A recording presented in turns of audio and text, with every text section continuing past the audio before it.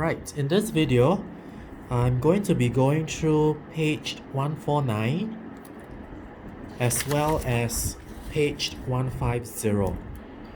Make sure that you have a protractor with you ready as well as a green pen to mark.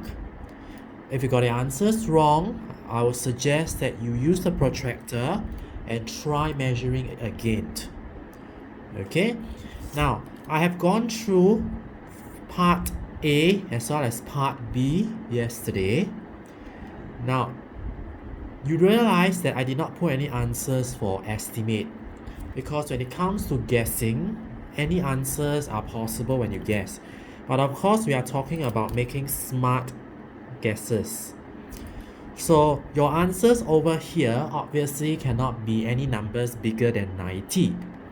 Alright, why? Because 90 is a right angle and this is obviously not a right angle, or smaller than a right angle in fact. So any numbers lesser than 90, this will be a good guess. Same for here. Alright, so I'm not going to get you to mark the estimate so long that you are able to estimate quite correctly. Whether is it more than 90 or less than 90, I'm fine. Alright, I'm more interested in the actual one. So what I'm going to do is I'm going to go through question number C now. Okay, now let's take a look at C. So I said that when we actually measure the angles, we try to turn the papers over so that at least one of the line is flat. Alright, reason being you're able to put your protractor nicely. So let's check. I'm going to use the center to place against the vertex of the angle. Alright. So once I'm done with that, the next thing I'm going to do is to make sure that the baseline meets the line here. Okay. Alright, so that's done. Now I have a problem here. If you realize the line that is in the question is not long enough for me to count. So what I can do is I can actually draw this line to make it longer. Alright, this will help me to measure better. Alright, so I'm going to do it again. I'm going to now place the center and the baseline properly. And I'm going to start to count. Okay, if I'm going to zoom in the video so that you can also see it. Alright, now 0 starts from the inner scale. So I'm going to start counting from the inner scale. 0, 10 and so on. Blah, blah, blah, blah, blah. It's 120. Alright, 120, between 120 and 130 is in the middle. So this is 120, 21, 22, 23, 24, 25. The long mark is 125. And then it seems to cross over 125, right? Slightly more than 125. So it's about 126. Alright, now I know that some of you will be asking, is 126 the only answer? Now, in the exam, we will accept a total of 3 possible answers. If the correct answer is 125, in the exam, we will also be able to accept 125 or 124. So basically, you see that the possible answers that we accept in the exam will be +1. Oh, sorry, my mistake. This should be 127. It will be +1 or -1. So this is 125. So we will accept these 3 possible answers. Okay, if you have gotten any of these angles to these 3 numbers, then it's correct. But if you got 128, I would think 128 is too far away. 124 is also too far away. Okay, so these 3 possible answers. Alright, now let's move on to the angle. Let's start off with angle D first. Let's go by alphabetical order. So same thing, I'm going to turn. I have a feeling that this line is not going to be long enough. So let me already start to draw the line to make it longer. Now some of you will be asking, is it okay if I leave the line like that in the exam? Yes. You do not need to erase away the lines. Okay. So the vertex is here. I'm going to start to measure. I'm going to put the center. I'm going to put the baseline and I'm going to start counting from the inner scale, right? Because the 0 is in the inner scale, I'm going to go this way, 0, 10, 20, and so on. Now look, it's going to be 120 something again. 126, 125, sorry. 126, 127, 128, 129. It is about 129 for D. So what I'm going to do is same thing. I'm going to accept 3 possible answers. I will have 1, 2, 8. I can have 1, 2, 9. I can have 1, 3, 0. Okay, so these are the 3 possible answers that I can allow. Alright, now let's take a look at the next one, which is angle E. Alright, this is angle E, so same thing, my protractor and the center and the baseline. I'm going to use the baseline here. You realize I have a habit of using this as my baseline, alright? It's really your habit. Some of you may be using the other way around. You may be using this as the baseline. That's also okay. Alright, that means you'll be using 0 as the outer scale. For me, my habit is I always like to use, alright, it's really up to you. You will give the same answer anyway. Alright, I like to use the 0 here. It's the inner scale again.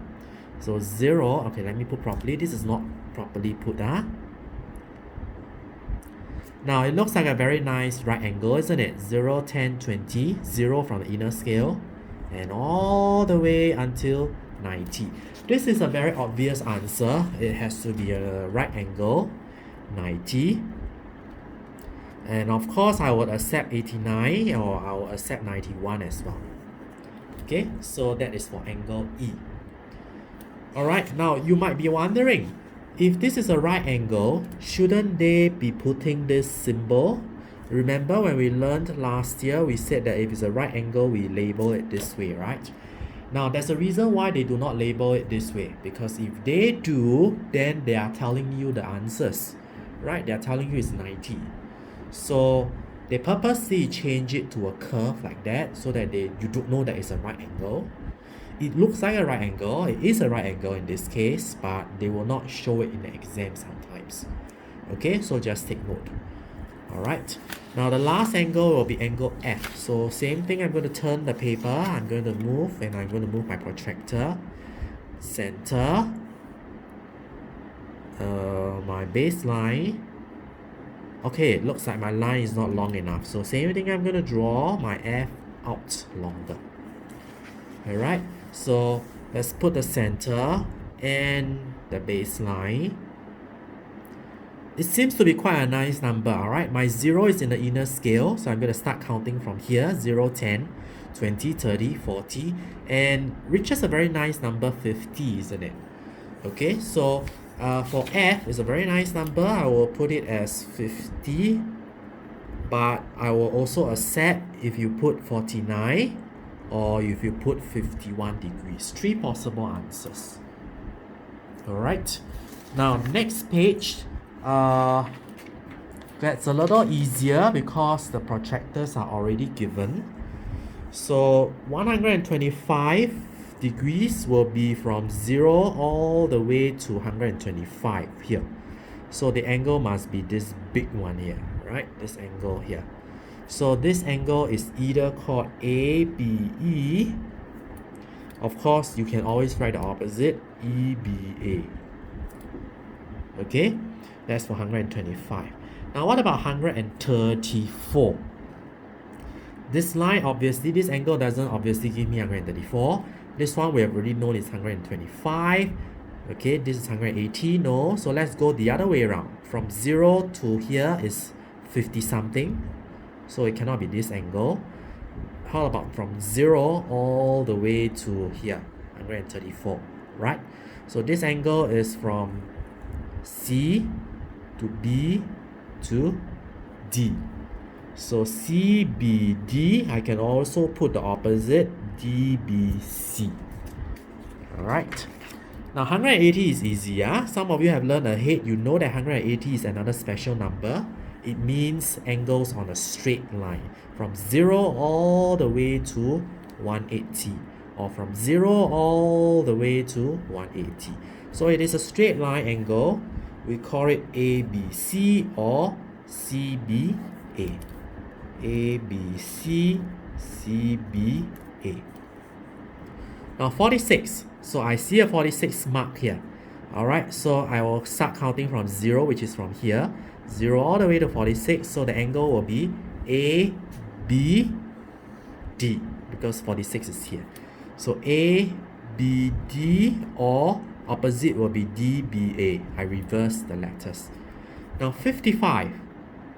What about 55? I see a 55 here. So 55 is here. It must have started from this 0, right? So this angle must be from here to 55. CBE. Right? 55. CBE. Or I can reverse it. Okay, EBC. Alright, now to save on the file size, I do not want this video to go too long. I would like you to check against part B very quickly, because I'm not going to go through anymore. If you would like, you can always try to find out on your own. Okay, so this is two possible answers for 162. This one or this one. Okay, VOX or XOV. Okay, let's carry on. XOZ or ZOX. Okay, the last one, VOY or YOV. Now, can I suggest that if you have gotten any of the questions wrong, go and re-look at the pictures again. Okay, so that's it for this page.